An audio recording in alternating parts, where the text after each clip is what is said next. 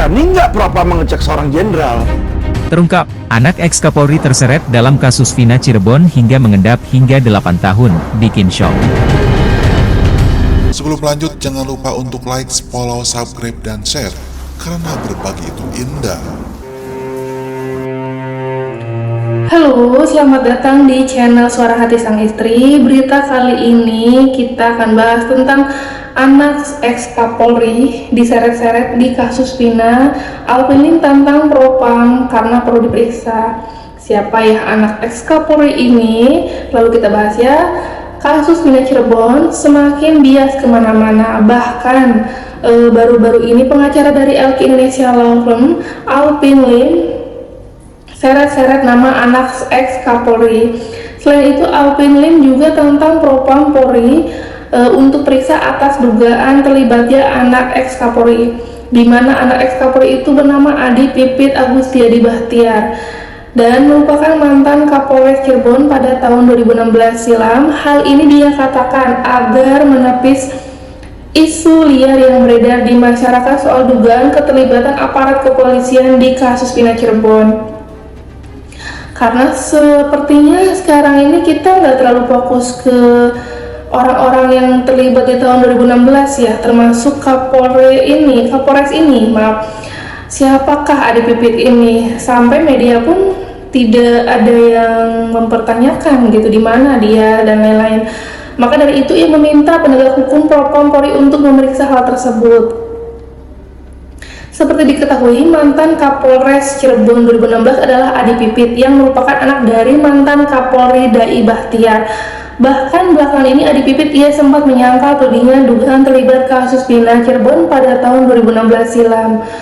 Jadi kita mengetahui ya, Adi Pipit itu anak mantan Kapolri yang sampai tidak ada media yang mengeksposnya sekarang. Namun hal ini juga tidak membuat sebagian publik tak percaya, termasuk pengacara dari Lim LQ Indonesia Law Firm Alvin Lim.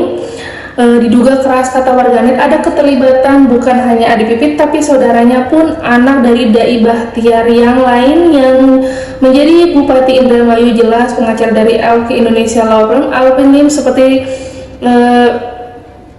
jadi mereka ini bisa dibilang penguasa dan aparat penegak hukum yang sangat berpengaruh saat itu. Jadi info yang beredar ini salah satu dari keluarga mereka mungkin sebagai pelaku utama, sambungnya mengungkapkan.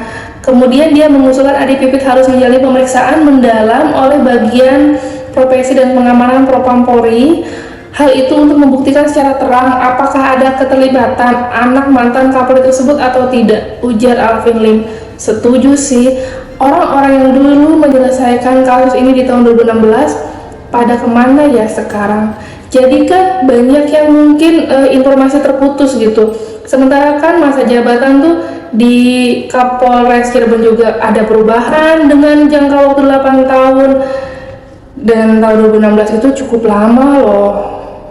Nah, kebayang kan kasus ini tenggelam sebegitu lamanya. Jadi ini sebenarnya sesuatu yang perlu diperiksa. Namanya ini dugaan, bisa benar bisa salah. Nah, disitulah seharusnya pihak kepolisian memeriksa secara intensif ya. Bukan berarti dia salah, tidak. Cuman itulah lidik dan sidik itu membuktikan seseorang salah atau tidak, di situ bebernya.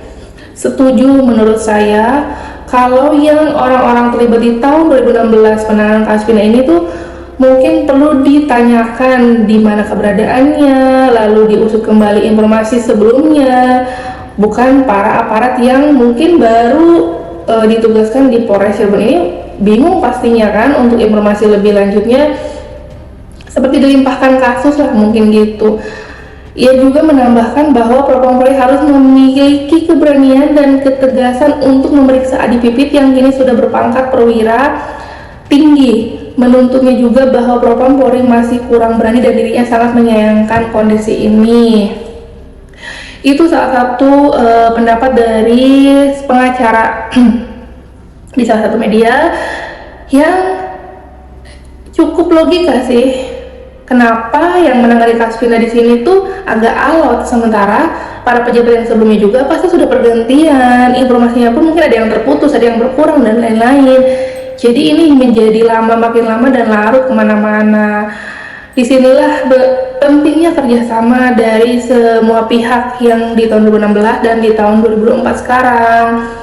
Dan semoga kasus ini segera terang benderang, begitu ya. Sedemikian penjelasan dari curhatan kali ini Suara Hati Sang Istri. Dan terima kasih yang sudah mendukung, mensupport, dan menonton channel Suara Hati Sang Istri. Kurang lebihnya mohon maaf saya ucapkan terima kasih lagi. Wassalamualaikum warahmatullahi wabarakatuh.